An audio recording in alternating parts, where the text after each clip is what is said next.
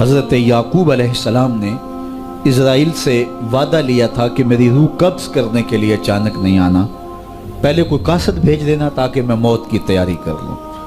ویسے اللہ کے نبی کے دامن پہ گناہ کا ایک دھبا بھی نہیں آ سکتا اور وہ ہر لمحہ تیار ہی رہتے ہیں، لیکن اس کے باوجود تعلیم امت کے لیے بہت ساری چیزیں ہوتی ہیں۔ میرے اور آپ کے آقا و مولا نے اللہ کی بارگاہ میں یہ دعا کی، اللہم انی اعوذ بک من الموت الفجاۃ، اے اللہ اچانک موت سے تیری پناہ مانگتا ہوں۔ اچانک موت آتی ہے اور انسان کو تلافی کا، توبہ کا موقع بھی نہیں ملتا، تو اچانک اموات سے پناہ مانگی گئی۔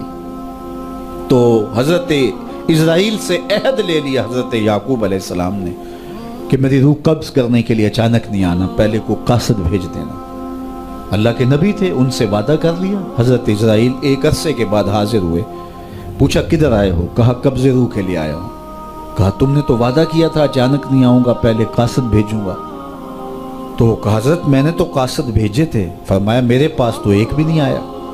عرض کی حضرت آپ کے سامنے کتنے لوگوں کی موت واقع ہوئی، یہ میرا قاصد نہیں تھا تو اور کیا تھا؟ یہ اٹھتے ہوئے جنازے میرا قاصد نہیں تھا تو اور کیا تھا؟ آپ کی داڑھی میں سفید بال اترائے، یہ میرا قاصد نہیں تھا تو اور کیا تھا؟ جب بینائی کم پڑنے لگے، جب اعضاء مدمحل ہو جائیں، جب چلتے ہوئے ٹھوکرے لگے، جب بولتے ہوئے لکنت آنے لگے، جب یادداشت کھونے لگے، تو سمجھ لو پیغام موت آ گیا۔ یہ ڈوبتا ہوا سورج ہمیں موت کا پیغام دے کے جا رہا ہے۔ دیکھو کیسا بھنگ پن تھا، کیسی دوپہر تھی، کیسی کرنوں کی تمازت اور حدت، شدت اور گرمی تھی، لیکن آج درد غروب سے زرد ہوا جا رہا ہوں۔ اتنی بڑی کائنات، اتنا بڑا منبع نور کا جو آسمان کے اوپر جگمگا رہا ہوتا ہے، درد غروب سے وہ بھی زرد ہو جاتا ہے۔ دیگر دن گیا محمد، اوڑک نو ڈوب جانا۔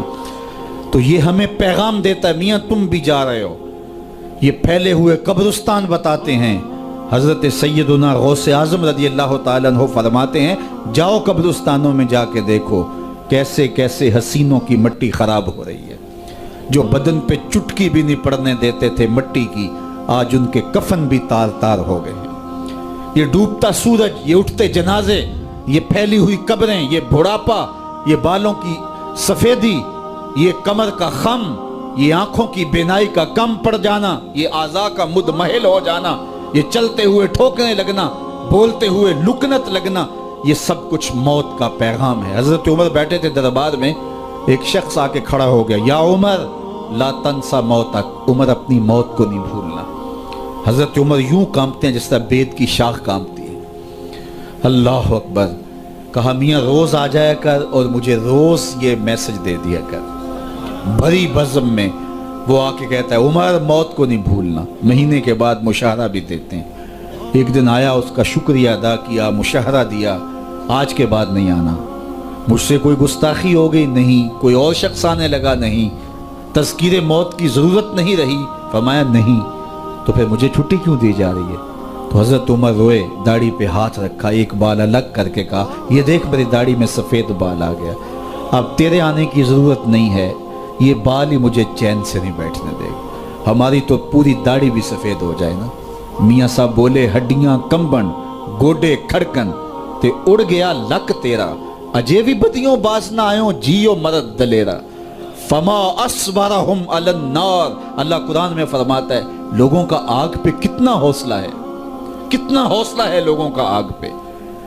کہتے ہیں دیکھو دیکھی جائے گی، کہتے ہیں دیکھ لیں گے۔ کوئی کہتا فلاں بخشا گیا تو میں بھی بخشا جاؤں گا، کوئی کہتا یہ جہاں مٹھا اگلا کس نے ڈٹھا، جاؤ قبرستانوں میں پوچھو دیکھا ہے کہ نہیں دیکھا ہے، کتنے کتنے حسینوں کی مٹی خراب ہو رہی ہے۔ تو قبل اس سے کہ وہ وقت آئے کوئی حجت باقی نہ رہے، مجھے اور آپ اپنی زندگی کو اللہ کے حضور سپرد کرنا ہے اور موت کا ذائقہ ہر ایک نے چکھنا ہے، قبل اس سے کہ وہ وقت آ جائے اور پھر پچھتاوا ہو۔ آج میں اور آپ اپنی زندگی کو اللہ کے حضور پیش کرنے سے پہلے اپنے آپ کو تیار کریں۔